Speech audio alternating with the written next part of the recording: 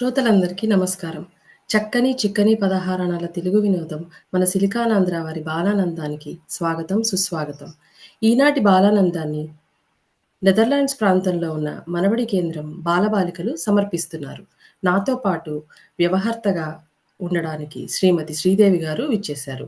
అలాగే నేను ఇవాల్టి కార్యక్రమానికి అత్తయ్యగా వ్యవహరిస్తున్నాను. నా పేరు గాయత్రి. ఏ కార్యక్రమం సుసంపన్నం అవ్వాలన్నా అది ఎందరో కృషి ఫలితమే కదా! అలాగే ఈనాటి కార్యక్రమం కోసం నాకు సహకరించిన మా నెదర్లాండ్స్ మనబడి కేంద్ర సమన్వయకర్త శ్రీధర్ కృష్ణగిరి గారికి ధన్యవాదాలు. అలాగే పిల్లలకు శిక్షణ ఇచ్చిన వారి తల్లిదండ్రులందరికీ మా హృదయపూర్వక ధన్యవాదాలు. అలాగే బాలానందం బృందానికి కూడా మా ప్రత్యేక ధన్యవాదాలు. పిల్లల ప్రతిభా పాటవాలకు ఆలవాలం మన బాలానందం కార్యక్రమం. ఈరోజు కార్యక్రమంలో పాల్గొంటున్న పిల్లలు మనబడిలో ప్రకాశం స్థాయిలో తెలుగు నేర్చుకుంటున్నారు. వారు నేర్చుకుంటున్న పద్యాలు, పాటలు, కథలు, కథానికలు, నాటికలు, సంభాషణలు మొదలైన అనేక ప్రక్రియలతో మిమ్మల్ని అలరించడానికి వచ్చారు. మరి ఇవాల్టి కార్యక్రమాన్ని మొదలుపెట్టుకుందామా శ్రీదేవి గారు?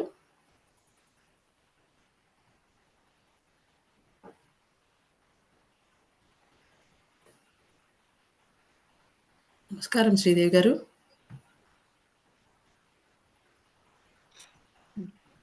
నమస్కారం గాయత్రి గారు. గాయత్రి గారు, ఈరోజు నాకు చాలా ఆనందంగా ఉందండి. ఎందుకో తెలుసా?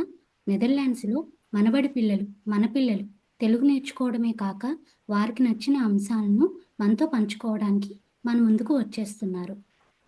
మొదటగా ఎవరు వస్తున్నారో చూద్దామా? తన వేసవికాలం తీపి గుర్తులను మనకు వినిపించబోతుంది షన్వి. అందరికీ నమస్కారం. నా పేరు షన్వి. ఈరోజు నేను మీ అందరికీ నా వేసవి కాలం తీయని గుర్తుల గురించి చెప్తాను.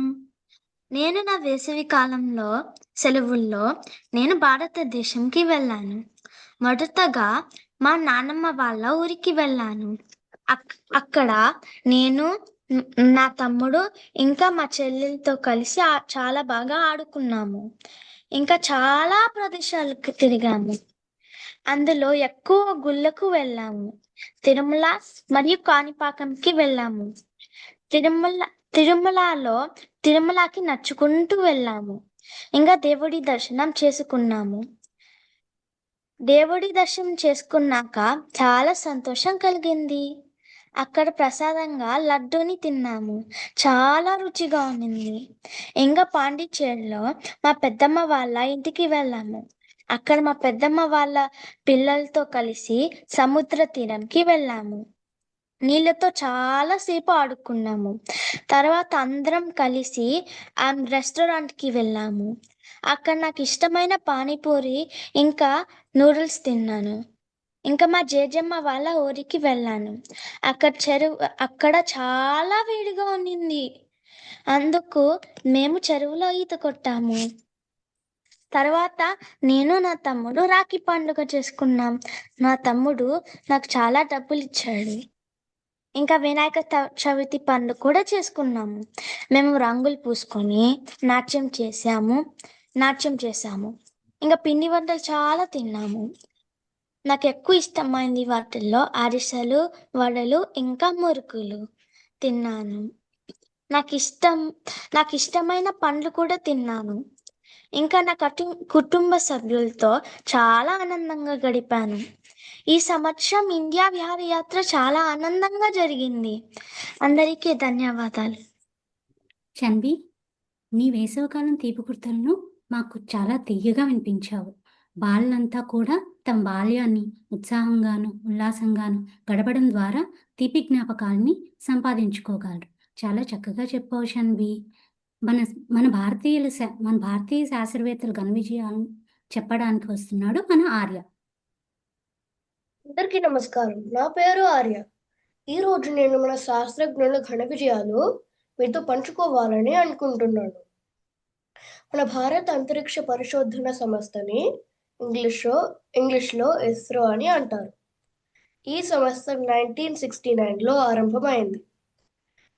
2025లో ఇస్రో చేసిన ఘన విజయాలు: భారత్ మొదటిసారి స్పేస్ డాకింగ్లో విజయం.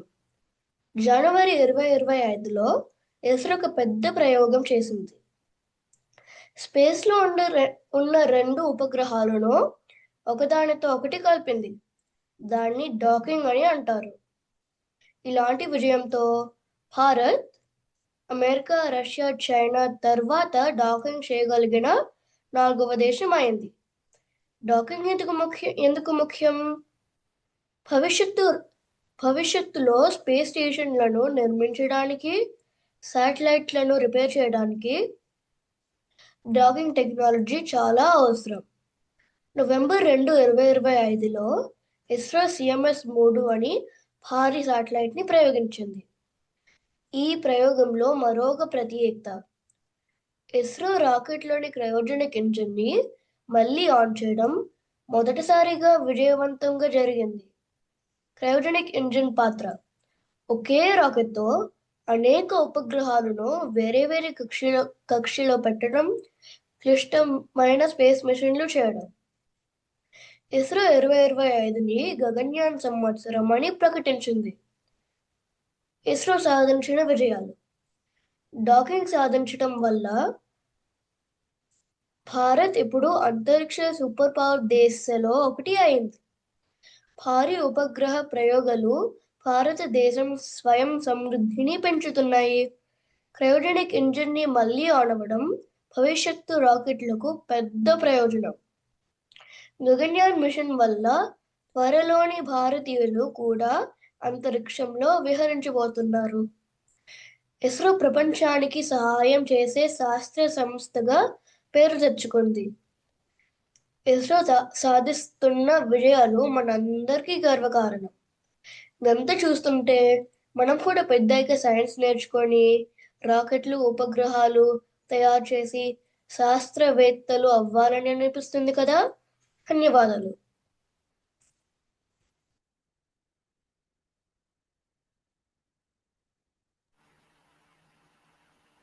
శ్రీదేవి గారు బాగా చెప్పాడు కదా.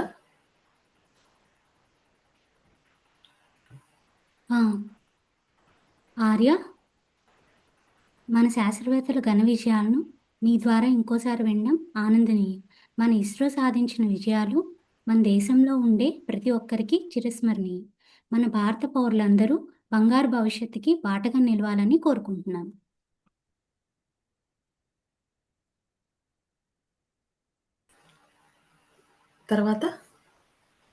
తర్వాత కుంభమేళా విశేషాలను వివరిస్తానంటోంది మన ఇషాన్వి.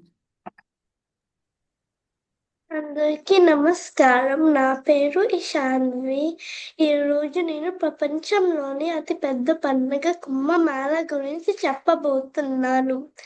కుంభం అంటే కుండ అని అర్థము. మేళ అంటే జనం అందరూ ఒక చోట చేరడం అని అర్థము. ఈ పండగ 4 పవిత్రమైన నగరాలలో మాత్రమే జరుగుతుంది: ప్రయాగరాజ్, హరిద్వార్, ఉజ్జయిని మరియు నాసిక్. కుంభమేళా ఎలా మొదలైందంటే, చాలా కాలం క్రితం దేవతలు, రాక్షసులు క్షీరసాగరాన్ని చిలికారు. అప్పుడు అమృతం ఉండకుండా బయటకు వచ్చింది. ఆ అమృతం కోసం దేవతలు, రాక్షసుల మధ్య 12 సంవత్సరాలు యుద్ధం జరిగింది. ఆ యుద్ధంలో 4 చుక్కలు భూమి మీద పడ్డాయి. ఇవే ఈ 4 ప్రదేశాలు, అందుకనే ఇవి పవిత్రమైనవి. కుంభమేళా 4 విధాలు. కుంభమేళా ఇది ప్రతి 3 సంవత్సరాలకి ఒకసారి జరుగుతుంది. అర్ధ కుంభమేళా ఇది ప్రతి 6 సంవత్సరాలకి ఒకసారి జరుగుతుంది. పూర్ణ కుంభమేళా ఇది ప్రతి 12 సంవత్సరాలకి ఒకసారి జరుగుతుంది. మహాకుంభమేళా ఇది ప్రతి 144 సంవత్సరాలకు ఒకసారి జరుగుతుంది. ఈ సంవత్సరం ప్రయాగరాజులో మహాకుంభమేళా జరిగింది. ఈ సంవత్సరం 65 కోట్ల మంది భక్తులు వచ్చి స్నానం చేశారు. ఒక సంక్రాంతి రోజున 3,50,00,000 మంది వచ్చి స్నానం చేశారు. దీనికి అఘోరాలు, నాగసాధువులు, మహాగురువులు వస్తారు. అక్కడికి వచ్చి స్నానం చేస్తే తెలియకుండా చేసిన పాపాలన్నీ పోతాయని భక్తులు నమ్ముతారు. అందరికీ ధన్యవాదాలు.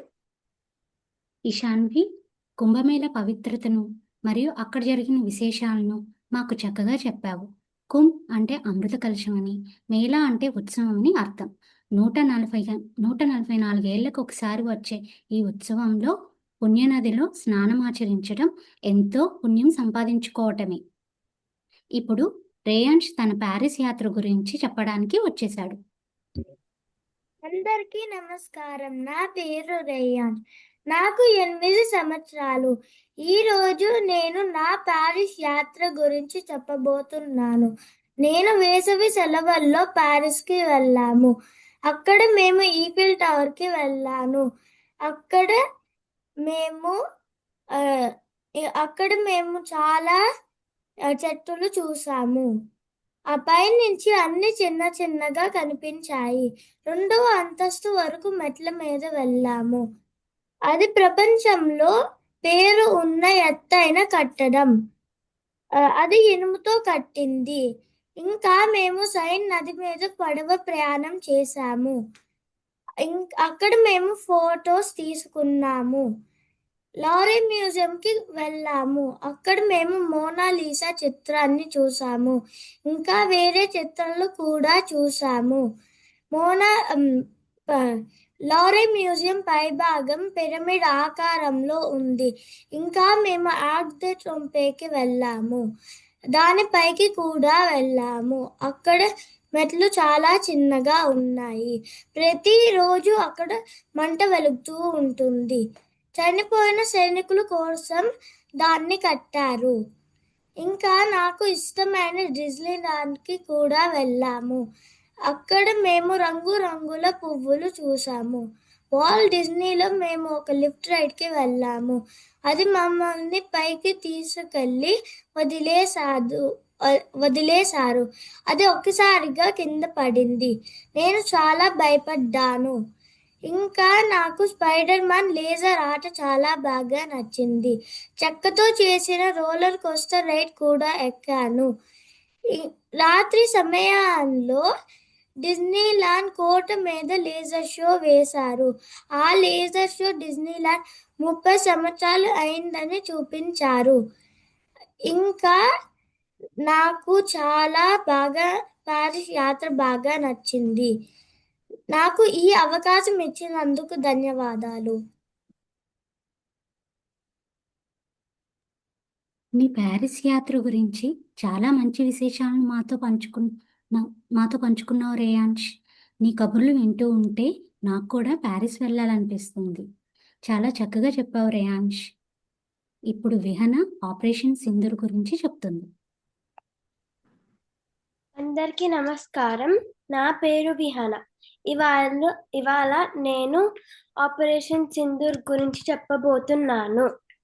ఆ రోజు ఏప్రిల్ 22, 2025 కొంతమంది పాకిస్తాన్ ఉగ్రవాదులు మన భారతీయులని కాశ్మీర్ పెహల్గాం అనే ప్రాంతంలో కాల్చి చంపేశారు. అసలేమైందంటే కొంతమంది మన వాళ్ళు వేరే వేరే ప్రాంతాల నుంచి అందమైన పెహల్గాం అనే ప్రాంతంకి విహారయాత్రకి వెళ్ళారు.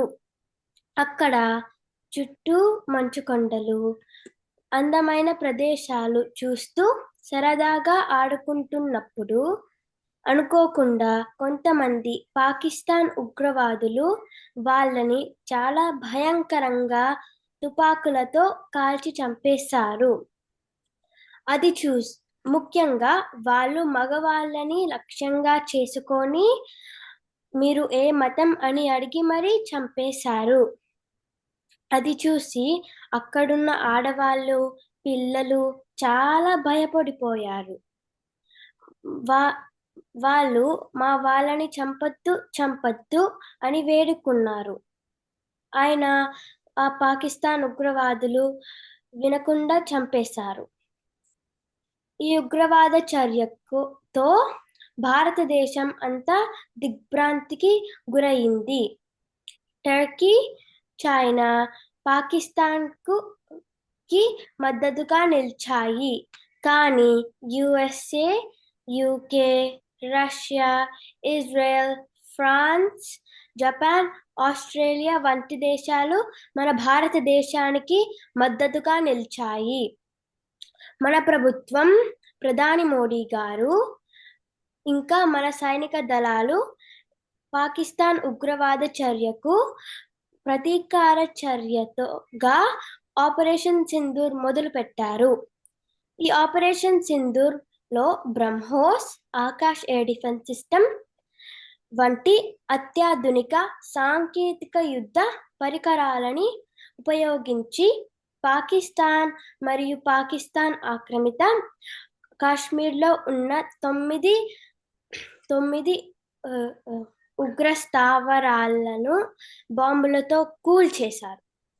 ఈ ఆపరేషన్ సింధూర్ ద్వారా భారత్ తమ దేశ రక్షణ జోలికొస్తే ఊరుకోమని గట్టిగా సమాధానం ఇస్తామని ప్రపంచానికి తెలియచేసింది.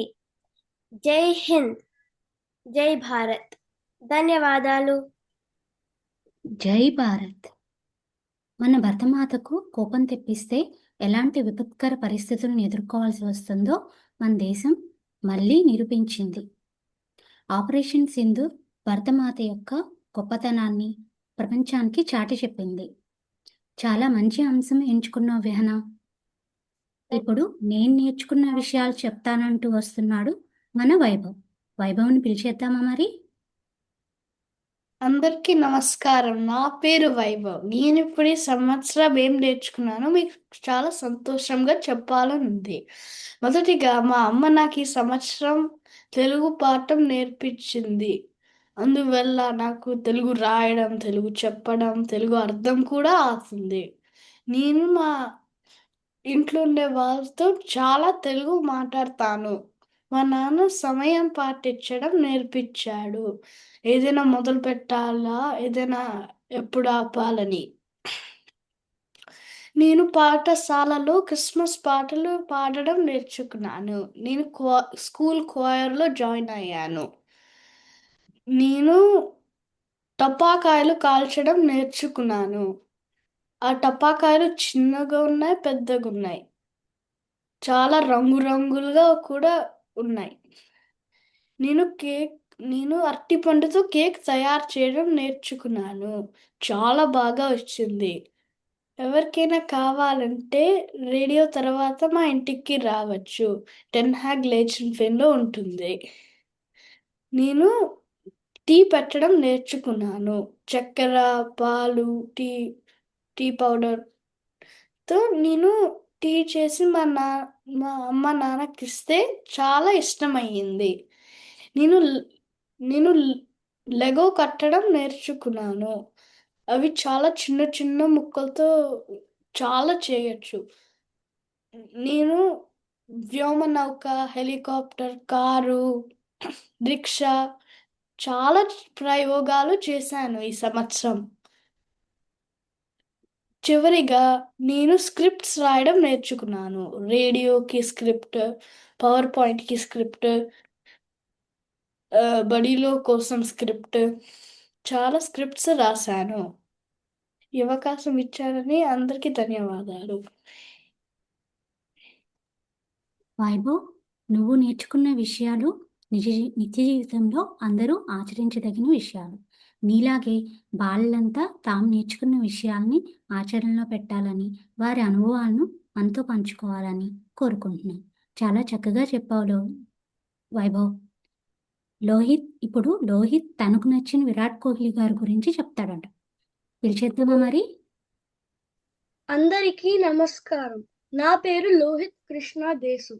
ఈరోజు నేను భారత జట్టులో రన్ మిషన్ కింగ్ కోహ్లీ గారి గురించి చెప్పబోతున్నాను.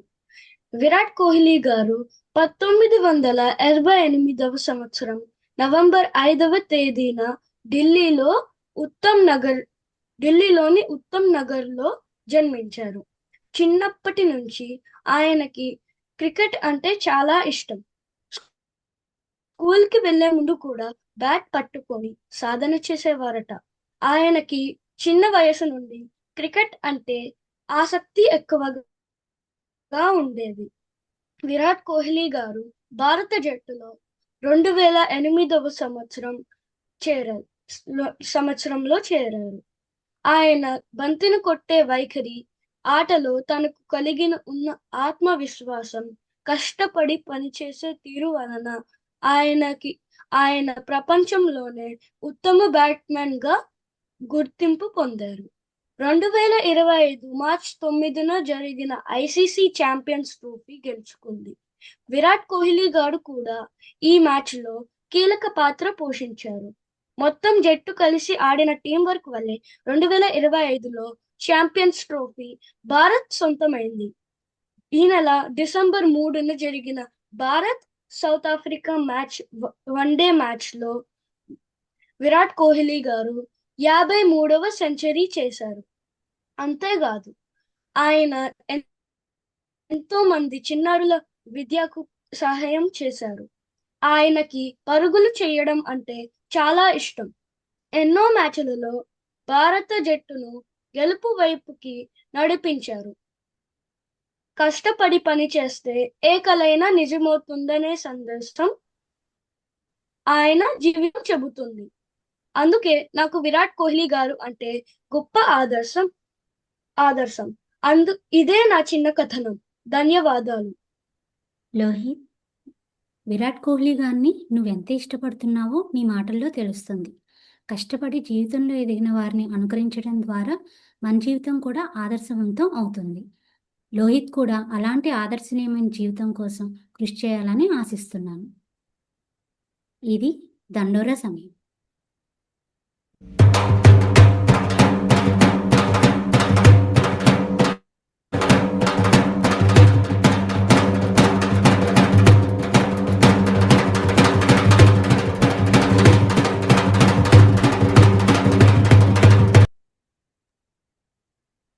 అందరికీ నమస్కారం. నా పేరు జోషిత్. నెదర్లాండ్స్లోని మనబడి పిల్లలు ఇండియన్ సెంటర్ ఇన్ నెదర్లాండ్స్ అనే సంస్థ నిర్వహించిన మాతృభాష పోటీల్లో పాల్గొని బహుమతులు గెలుచుకున్నారు. అలాగే మనబడి పిల్లలచే నిర్వహించబడుతున్న మాసపత్రిక ప్రవాస పరిమళాలు 2వ సంచిక మంచి ఆదరణ పొందింది. మా దేశంలో ప్రత్యేకంగా జరుపుకునే ఇంటర్ క్లాస్ ఆఫ్రోన్ అనే వేడుకను పిల్లలు ఎంతో ఉత్సాహంగా జరుపుకున్నారు. రాబోయే శీతాకాలం సెలవుల కోసం పిల్లలు అంతా ఎదురు చూస్తున్నారు. మరిన్ని వార్తలు మా గురువు గారు చెప్తారు. ధన్యవాదాలు. అందరికీ నమస్కారం. ఇది దండోరా సమయం. అమెరికాలోని వార్తలు చదువుతున్నది నేను గాయత్రి. కృతజ్ఞతా దినోత్సవ సెలవులను ముగించుకుని మనబడి పిల్లలందరూ తరగతులకు హాజరైనారు. ఈ సంవత్సరం మనబడి మొదటి షాణ్మాసిక పరీక్షను జనవరి 10 లేదా 11వ తారీఖున నిర్వహిస్తారు. పిల్లలందరూ పరీక్షకు సిద్ధం కావాలని అధ్యాపకులు కోరుతున్నారు. అభ్యుదయ కవితా పితామహుడుగా పేరుగాంచిన గురజాడ అప్పారావు గారి వర్ధంతి మరియు సిరివెన్నెల సీతారామ శాస్త్రి గారి వర్ధంతిని నవంబర్ 30న జరుపుకున్నారు. ఈ సందర్భంగా వారు తెలుగు భాషకు చేసిన సాహిత్య కృషిని స్మరించుకుంటూ నివాళులు అర్పించారు. పిల్లలకు ఉపయోగపడే ఎన్నో కార్యక్రమాలను మనబడి నిర్వహిస్తోంది. అందులో బాలానందం ఒకటి. ప్రతి వారాంతంలో 4 కార్యక్రమాలు ప్రసారం అవుతాయి. మనబడి పిల్లలు ఈ బాలానందం కార్యక్రమంలో తెలుగు పద్యాలు, గేయాలు, కీర్తనలు, కథలు, తెలుగు ప్రముఖులు, తెలుగు భాష, తెలుగు రాష్ట్రాలు, సామెతలు, పొడుపు కథలు, తెలుగు మాటలు ఇలా ఎన్నో విషయాల గురించి మాట్లాడతారు. ఇలాంటి కార్యక్రమాలలో పిల్లలు పాల్గొనడం వల్ల పిల్లల్లో రెట్టింపు ఉత్సాహం కనిపిస్తుంది. బాలబడి నమోదు ప్రక్రియ అమెరికాలోని మనబడి కేంద్రాలలో సంవత్సరాంతం వరకు తెరిచే ఉంటుంది. 4 నుండి 6 సంవత్సరాల పిల్లలను బాలబడిలో నమోదు చేసుకోవచ్చు. మీ పిల్లలను కూడా మనబడిలో చేర్పించండి. రండి, చేయి కలుపుదాం. వివరాలకు manabadi.silicanandhra.orgని సంప్రదించండి. ఈ వార్తలు నెదర్లాండ్స్ మనబడి కేంద్రం నుండి ప్రసారం అవుతున్నాయి. ఈ వార్తలు ఇంతటితో సమాప్తం. నమస్కారం.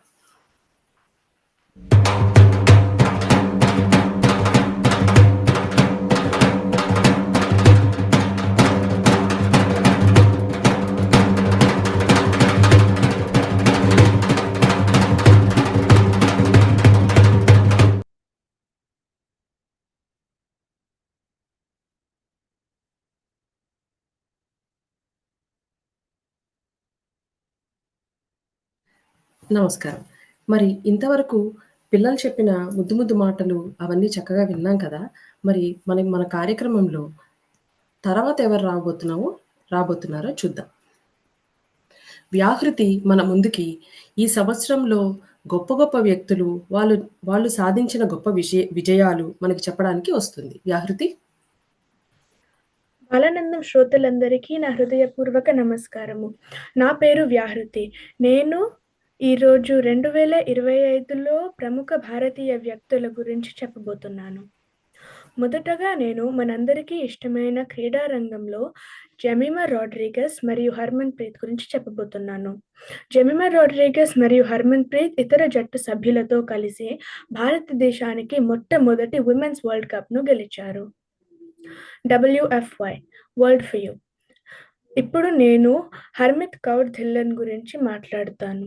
వార్షిక అత్యుత్తమైన భారతీయ వ్యక్తుల జాబితాలో అమెరికాకు చెందిన హర్మిత్ కౌర్ ధిల్లన్ను లీడర్ ఆఫ్ ద ఇయర్ 2025గా ఎంపిక చేశారు. దేశవ్యాప్త ప్రజా ప్రయోజన వ్యాజ్యం, పౌర న్యాయవాదం మరియు సామాజిక విద్యలో చురుకుగా పాల్గొనడం ద్వారా ఎంతో ప్రభావాన్ని చూపింది. ఇప్పుడు నేను ఆరవ్ షా గురించి మాట్లాడతాను. ఆరవ్ షా కేవలం 19 ఏళ్ల వయసులో సుస్థిర పదార్థాలు అంటే సస్టైనబుల్ ప్రొడక్ట్స్ రంగంలో అత్యంత ఆశాజనకమైన యువ పరిశోధకులలో ఒకడు. ఆస్ట్రేలియాలో స్థిరపడిన ఆయన సింగిల్ యూస్ ప్లాస్టిక్కు బయోడిగ్రేడబుల్ ప్రత్యామ్నాయము మరియు పర్యావరణ పరంగా బాధ్యతాయుతమైన తయారీ పద్ధతులపై పరిశోధనలకు దోహదపడ్డారు. సినీ నటిగా మనందరికీ తెలిసిన ప్రగతి మహావాది 2023లో 47 ఏళ్ల వయస్సులో తన పవర్ లిఫ్టింగ్ ప్రయాణాన్ని ప్రారంభించింది. అతి తక్కువ సమయంలో తను జిల్లా, రాష్ట్ర మరియు జాతీయ స్థాయిలో పోటీల్లోనే కాకుండా ఇటీవల ఇస్తాన్బుల్లో జరిగిన 2025 ఏషియా ఓపెన్ అండ్ మాస్టర్స్ ఛాంపియన్షిప్లో భారతదేశానికి ప్రాతినిధ్యం వహించి ఒక బంగారు మరియు 3 రజత పతకాలు గెలిచింది. ఒక నటిగా తన వృత్తిని కొనసాగిస్తూనే ఈ క్రీడలో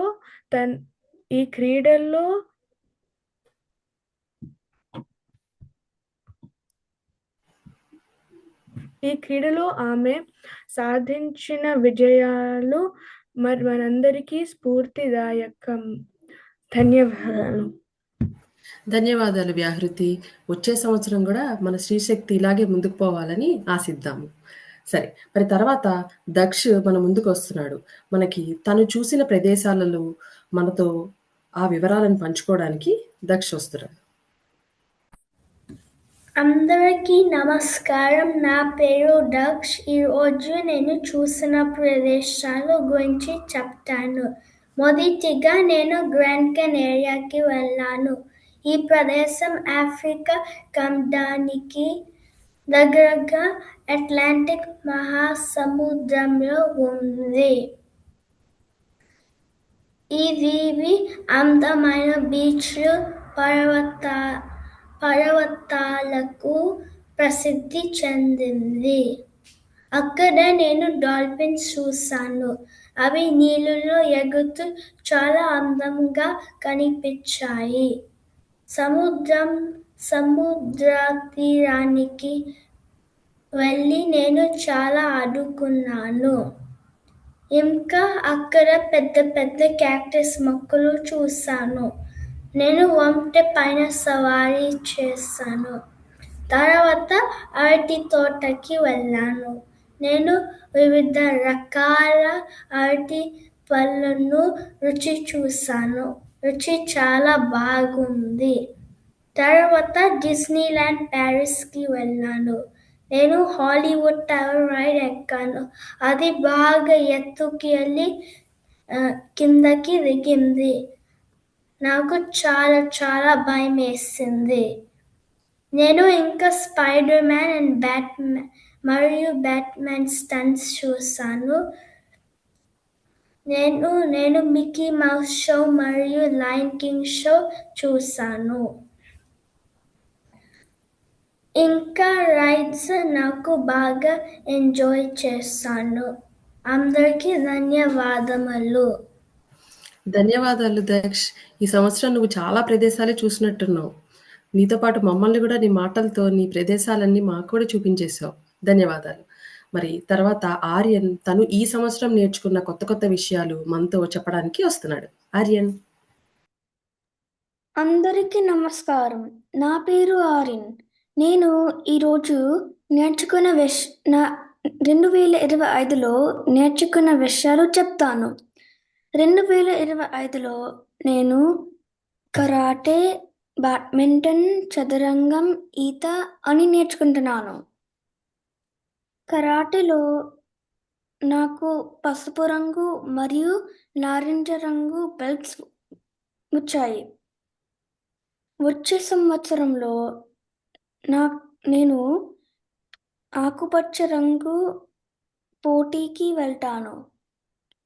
ప్రతి మంగళవారం, బుధవారం, శుక్రవారం మరియు ఆదివారం నేను బ్యాడ్మింటన్ తరగతికి వెళ్తాను. నాకు బ్యాడ్మింటన్ అంటే చాలా ఇష్టం. బ్యాడ్మింటన్లో నేను సింగిల్స్ మరియు డబుల్స్ ఆటలు ఆటాను. చదరంగంలో ప్రతి శుక్రవారం నేను చదరంగం తరగతికి వెళ్తాను. చదరంగం మెరుగుతో ఆడే ఆట. చదరంగంలో రాజు, రాణి, భటులు, ఏనుగు, గుర్రం అని ఉంటాయి. నేను నా అన్నతో కూడా చదరంగం ఆడతాను. ఈతలో నేను ABC యోగ్య పత్రాలు పొందాను.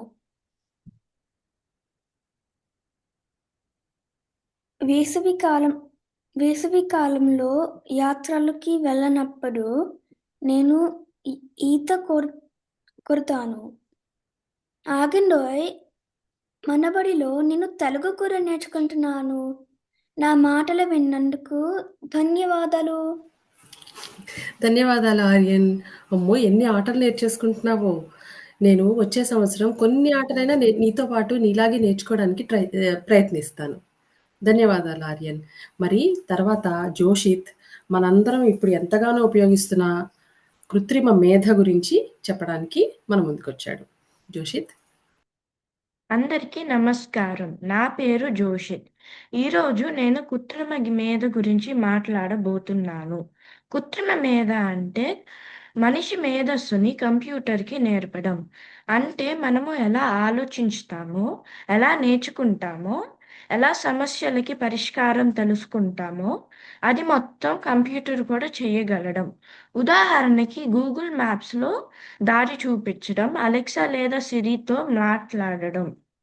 కృత్రిమ మేధ అనే పదాన్ని ముందుగా జాన్ మకార్థీ గారు 1956లో ప్రపంచానికి పరిచయం చేశారు. ఇది ఎలా పనిచేస్తుందంటే మనం ఇచ్చిన సమాచారం నుంచి నేర్చుకుంటుంది. ఆ జ్ఞానంతో సమస్యలకి పరిష్కారం తెలుసుకుంటుంది, ఇంకా నిర్ణయాలు తీసుకుంటుంది. కృత్రిమ మేధలో 3 రకాలు ఉన్నాయి. మొదటిది నారో AI. ఇది ఒక్క పని మాత్రమే చేయగలదు. ఉదాహరణకి భాషలు అనువదించడం.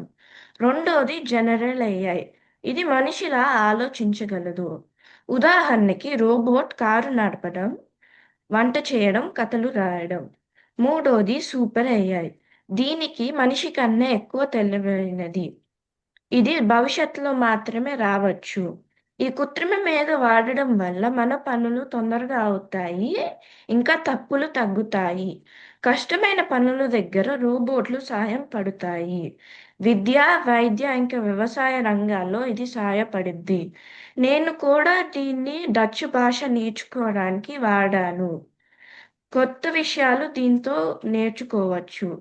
కానీ మనం దీన్ని వాడేటప్పుడు జాగ్రత్తగా ఉండాలి.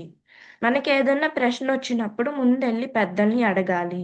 వాళ్ళకి కూడా తెలియకపోతే అప్పుడెళ్ళి కృత్రిమ మేధని అడగాలి. కానీ కొన్ని సార్లు మనకి అది ఇచ్చే సమాచారం నిజమో కాదో తెలియడం కష్టమవుతుంది. అందుకని మనం పుస్తకాలు చదివి జ్ఞానం తెచ్చుకోవాలి. ఆ జ్ఞానంతో అది చెప్పే సమాచారం నిజమో కాదో తెలుసుకోవడం సులభం అయ్యిద్ది. ఈ కృత్రిమ మేధని తప్పుగా వాడితే సమస్యలు వస్తాయి. మొత్తానికి కృత్రిమ మేధ మన భవిష్యత్తుని మార్చే గొప్ప టెక్నాలజీ. దీన్ని సరిగ్గా వాడితే మనకి ఇది ఒక గొప్ప స్నేహితుడు అయ్యిద్ది. అందరికీ ధన్యవాదాలు. చక్కగా చెప్పావు జోషిత్. కొత్త విద్యలు, కొత్త సాంకేతిక విద్యలు నేర్చుకోవడమే కాదు, వాటిని ఎంత జాగ్రత్తగా వాడాలో గూడా మా అందరికీ చక్కగా తెలిసేలాగా చెప్పావు. ధన్యవాదాలు జోషిత్. మరి తర్వాత విక్రాంత్ తన వేసవి యాత్ర స్విట్జర్లాండ్‌లో ఎలా జరిగిందో మనతో ముచ్చటించడానికి వస్తున్నాడు. విక్రాంత్. అందరికీ నమస్కారం. నా పేరు విక్రాంత్ రెడ్డి. నేను ఈరోజు మీకు నా స్విట్జర్లాండ్ వేసవికాలం యాత్ర గురించి చెప్పబోతున్నాను. అన్నట్టు మీకు నేను ఒక విషయం చెప్పాలి. నేను స్విట్జర్లాండ్లోనే పుట్టాను. మేము స్విట్జర్లాండ్లో బెర్న్ అనే నగరానికి వెళ్ళాము. అక్కడ నేను నా చిన్ననాటి స్నేహితులను కలిశాను. అలాగే వాళ్ళతో చాలా సరదాగా గడిపాను. మా అమ్మగారు నేను చిన్నప్పుడు ఆడుకున్న ఆట స్థలాలని, ఉన్న ఇంటిని, దుకాణాలని చూపించింది. అలాగే నా చిన్ననాటి గుర్తులు అన్నిటినీ వివరించింది. నేను స్విట్జర్లాండ్లో కొన్ని అందమైన ప్రదేశాలను చూశాను. అందులో మొదటిది తిట్లిస్ మంచు పర్వతం. మేము ఆ మంచు పర్వతం పైకి కేబుల్ కారులో వెళ్ళాము. ఆ మంచు పర్వతం 3000 మీటర్ల ఎత్తులో ఉంది. అక్కడ మేము మంచు గుహలోకి వెళ్ళాము. బయట మాకు ఎక్కువ మంచు ఉంటాదేమో అనుకున్నాము, కానీ ఎక్కువగా మంచు లేదు. ఎందుకంటే మేము అక్కడికి వేసవి కాలంలో వెళ్ళాము. అక్కడ ఎండలు చాలా ఉన్నాయి. అందుకే ఆ మంచు అంతా కరిగిపోయింది. ఆ కరిగిన మంచు అంతా ఆ మంచు పర్వతం కిందికి జలపాతంలా జారుకుంటూ వెళ్ళింది. మేము ఆ కింద ఉన్న కాలువలో ఆ మంచి నీళ్ళని తాగాము. ఆ నీళ్లు చాలా స్వచ్ఛంగా ఉన్నాయి. మేము చూసిన రెండవ ప్రదేశం రవాణా వ్యవస్థ సందర్శనశాల, అంటే ట్రాన్స్పోర్ట్ మ్యూజియం. ఆ మ్యూజియంలో స్విట్జర్లాండ్ రవాణా వ్యవస్థ గురించి చాలా తెలుసుకున్నాము. రోడ్ రవాణా, వాయు రవాణా, రైల్ రవాణా, జల రవాణా, అంతరిక్ష రవాణా గురించి తెలుసుకున్నాను. ఆ ప్రదేశం నాకు, మా చెల్లికి చాలా నచ్చింది. మేము వెళ్ళిన మూడవ ప్రదేశం ముర్రన్ అనే పర్వత గ్రామం. మేము ముర్రన్ అనే గ్రామానికి పానరోమా రైల్లో వెళ్ళాము. ఆ ప్రదేశం అంతా చాలా అందంగా ఉంది. ఆ గ్రామం అంతా మేము నడకదారిలో తిరిగాము. అక్కడ ఒక పెద్ద జలపాతం కూడా చూసాము. ఈ విధంగా నా వేసవికాలం యాత్ర చాలా అందంగా, సరదాగా సాగింది. మేము మళ్ళీ తిరిగి నెదర్లాండ్స్కి కారులో వచ్చేసాము. అందరికీ ధన్యవాదాలు. ధన్యవాదాలు విక్రాంత్. భలే చెప్పావు తెలుసా? ఎందుకంటే మనం జీవితంలో ఎన్ని ప్రదేశాలు చూసినా, ఎన్నిసార్లు చూసినా, మనం ఎక్కడ పుట్టామో ఆ ప్రదేశం మాత్రం చాలా ప్రత్యేకం. అక్కడికి వెళ్తేనే ఎంతో బావుంటుంది కదా! మాకు కూడా నీ పుట్టిన ప్రదేశమైన స్విట్జర్లాండ్ విషయాలు చక్కగా చెప్పావు. ధన్యవాదాలు విక్రాంత్. మరి ఈ సంవత్సరం తాను సంపాదించుకున్న తీపి జ్ఞాపకాల్ని మనతో పంచుకోవడానికి వస్తున్నాడు రుద్రాంశ్. బాలానందం శ్రోతలకు నా హృదయపూర్వక నమస్కారము. నా పేరు శ్రీ రుద్రాంశ్. నేను ఈరోజు 2025లో నా ఉత్తమ జ్ఞాపకాలు మీతో పంచుకోవాలని మీ ముందుకు వచ్చాను. 2025 సంవత్సరం నాకు ఎంతో ప్రత్యేకమైనది. నేను ఈ సంవత్సరం చాలా విషయాలు నేర్చుకున్నాను, కొత్త అనుభవాలు పొందాను. ముందుగా చెప్పాల్సిన మంచి జ్ఞాపకం నా కుటుంబం మరియు మా స్నేహితులతో వెళ్ళిన స్విట్జర్లాండ్లో గడిపిన సమయం.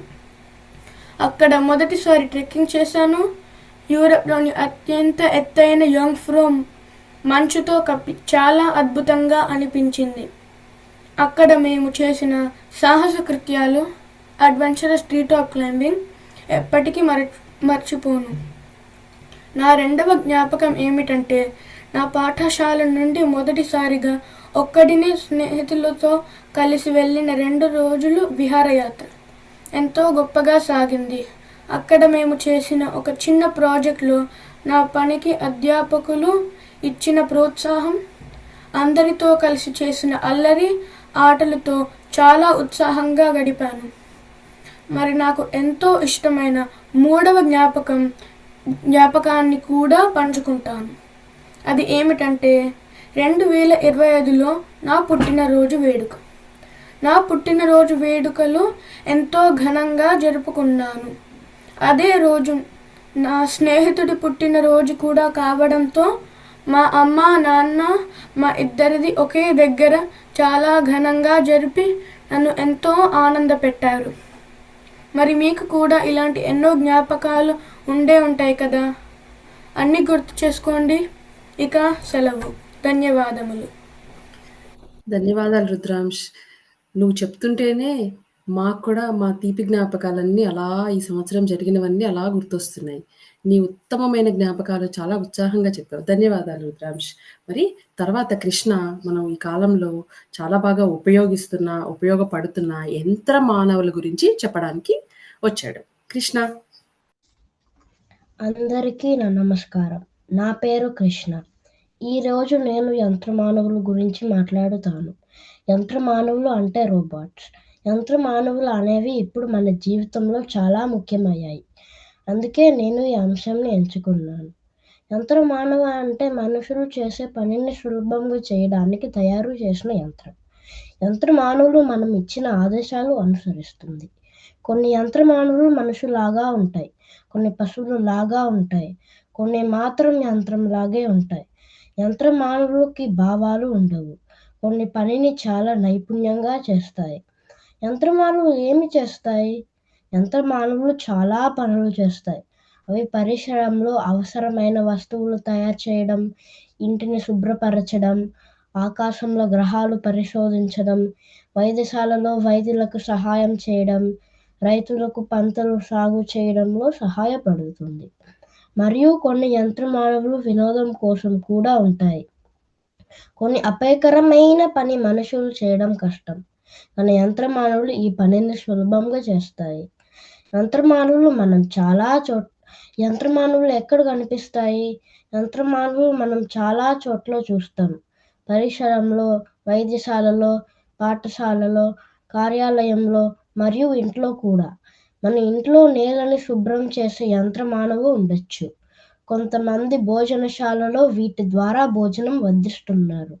ఇప్పట్లో యంత్రమానవులు మనుషుల జీవితంలో ముఖ్య పాత్రలను పోషిస్తున్నాయి. యంత్రమానవులు ఎలా పనిచేస్తాయి? యంత్రమానవులు పని చేయడానికి మనం సూచనలు ఇవ్వాలి. ఈ సూచనల్ని ప్రోగ్రామ్ అంటారు. అలాగే యంత్రమానవులకి సెన్సర్స్ ఉంటాయి. ఈ సెన్సర్స్ వల్ల యంత్రమానవులు ఏదైనా వెలుగు, శబ్దం, చాలన అడుగులు గురించి తెలుసుకొని సరైన పని చేస్తుంది. ఇప్పుడు ఆర్టిఫిషియల్ ఇంటెలిజెన్స్ కూడా వాడి మరింత మెరుగు పనులు చేస్తుంది. యంత్రమానవులు ఎందుకు ముఖ్యం? యంత్రమానవులు ఎందుకంటే త్వరగా పని చేస్తాయి, తప్పులు తక్కువ, అపాయకరమైన పని చేయగలవు, మనుషులు సమయం రక్షిస్తాయి, కష్టమైన కార్యాలు సులభం చేస్తాయి. ఇందువల్ల మన లోకం ఇంకా అభివృద్ధి పొందుతుంది. ఈ అవకాశం ఇచ్చినందుకు ధన్యవాదాలు. ధన్యవాదాలు కృష్ణ. చాలా చక్కగా చెప్పావు యంత్రమానవుల గురించి. నువ్వు కూడా పెద్దయ్యాక యంత్రమానవుల గురించి ఇంకా నేర్చుకుని మనందరికి ఉపయోగపడే యంత్రమానవుల్ని చాలా తయారు చేస్తావని నేను అనుకుంటున్నాను. సరేనా? ధన్యవాదాలు. మరి తర్వాత భవిష్య ఈ సంవత్సరం తన విహారయాత్ర బార్సిలోనాలో ఎలా జరిగిందో చెప్పడానికి వస్తుంది. భవిష్య. అందరికీ నమస్కారం. నా పేరు భవిష్య. గత వేసవి సెలవుల్లో మేము మరియు మా స్నేహితుల కుటుంబం కార్లో బార్సిలోనాకి వెళ్ళాము. జర్మనీలో ఒక రోజు ఉండి తర్వాత రోజు బార్సిలోనా చేరాము. మొదటి రోజు మేము బార్సిలోనాలో కాసాబాటలోకి వెళ్ళాము. ఇది ఒక అందమైన కట్టడం. ఆంటోనీ గౌడీ నిర్మాణాలలో ఇది ఒకటి. ఆయన కట్టడాలన్నీ బయట నుంచి ఎంత అందంగా ఉంటాయో లోపల కూడా అంతే అందంగా ఉంటాయి. తర్వాత కాశ్మీరా చూసాం. లా షాంబ్లాస్ వీధి చాలా ఆకర్షణీయంగా ఉంటుంది. అలా నడుస్తూ కొలంబస్ మాన్యుమెంట్ చూస్తూ రాత్రి అయిపోయింది. ఇంకా రాత్రిపూట మ్యూజికల్ షో మా కళ్ళకి ఆనందం ఇచ్చింది. రెండో రోజు బార్సిలోనాకి మరోవైపుగా ఉన్న గౌడీ అద్భుతంగా సగరద ఫ్యామిలీను చూసాం. ఈ కట్టడం ఇంకా నిర్మాణంలోనే ఉంది. 43 సంవత్సరాల పాటు గౌడీ ఈ నిర్మాణం కోసం కృషి చేయగా ఆయన మిగిలిన జీవితం సరిపోదని కొన్ని నిర్మాణ చిత్రాలను అందించారు. ఆ తర్వాత మేము అందరం మౌంట్ పర్వతాలు చూడడానికి రోప్ వే పైన వెళ్ళాము. అక్కడ నాకు చాలా గమ్మత్తుగా అనిపించింది తెలుసా. చివరి రోజు మేము జలపాతంకి వెళ్ళాము. అక్కడ మేము చాలా ఆడుకున్నాం. ఈ ప్రయాణం నాకు ఎన్నో మర్చిపోలేని తీపి జ్ఞాపకాలను ఇచ్చింది. ధన్యవాదాలు భవిష్య. చాలా బాగా చెప్పావు. నువ్వు చెప్తుంటే ఈ రాబోయే సంవత్సరం నేను ఎలాగైనా బార్సిలోనా వెళ్ళి నువ్వు చెప్పిన విషయాలన్నీ చూడాలనిపిస్తుంది. ధన్యవాదాలు భవిష్య. మరి ఈనాటి కార్యక్రమంలో పిల్లలందరూ చాలా చక్కగా ఈ సంవత్సరం వాళ్ళు నేర్చుకునే విషయాలు, వాళ్ళు చూసిన ప్రదేశాలు, ఇంకా ప్రపంచంలో ఏ విషయాలు బాగా జరిగినాయి, వేటి నుంచి మనం నేర్చుకోవాలి, అవన్నీ చక్కగా చెప్పారు కదా. అయితే మనందరం తెలుగు నేర్చుకుంటున్నాం కదా. మరి ఆ తెలుగుని ఇంకా బాగా నేర్చుకుని ఇలా ఎన్నో విషయాలు అందరితో మనం మాట్లాడి చెప్పడానికి వీలవుతుంది కదా. దాని గురించి మనం ఒక చిన్న ప్రతిజ్ఞ చెప్పుకుందాం. ఈ చిన్నారులందరూ పద్యాలు, పాటలు, కథలు చెప్పడమే కాకుండా తెలుగులో చక్కగా మాట్లాడాలని మనబడిలో మన అందరి ఆశయం కూడా అదే. మనమందరం తెలుగు వింటూ, మాట్లాడుతూ, చదువుతూ ఉంటేనే కదా అది సాధ్యపడుతుంది. అందుకని ఒక ప్రతిజ్ఞ చేద్దాం. నేను చెప్తాను, మీరందరూ అన్మ్యూట్ చేసి దాన్ని రిపీట్ చేయండి. తెలుగు నా మాతృభాష. తెలుగు నా మాతృభాష. తెలుగు అంటే నాకు చాలా ఇష్టం.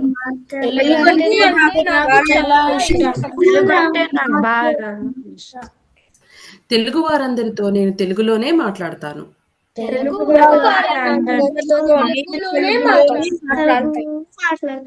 తెలుగు చాలా చదువుతానని, మంచి తెలుగు మాటలు ఎన్నో వింటూ రాస్తూ ఉంటానని ప్రతిజ్ఞ చేస్తున్నాను. తెలుగు మాటలు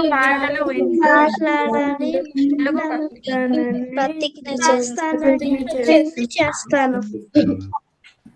చక్కగా చెప్పారమ్మా. ఇలానే మీరు ప్రతిజ్ఞ చేసిన విధంగానే బాగా గుర్తుపెట్టుకుని తెలుగు నేర్చుకుంటూ తెలుగులో మాట్లాడుతూ ఉంటే మనందరికీ వచ్చే ఒక ముఖ్యమైన ఉపయోగం ఏంటో తెలుసా. మీ అమ్మమ్మలతో, నాన్నమ్మలతో, తాతయ్యలతో, మీ చుట్టాలతో చక్కగా మాట్లాడి వాళ్ళు చెప్పే విషయాలు మీరు తెలుసుకోవచ్చు. మీరు చెప్పే విషయాలు వాళ్ళకి అర్థమయ్యేలాగా చెప్పచ్చు. సరేనా? అందుకని మా అందరి ఆశయంలో మీరు కూడా భాగస్వాములు కండి. మరిన్ని విషయాలకు www.manabadi.silicanandhra.org సందర్శించండి. మరి ఇదండి ఈనాటి బాలానందం కార్యక్రమం.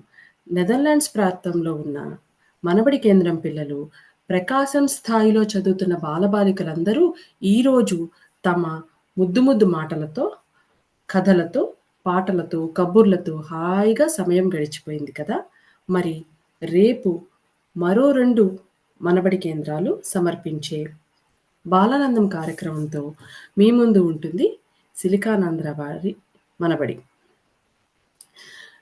అంతవరకు మరి సెలవా. నమస్కారం.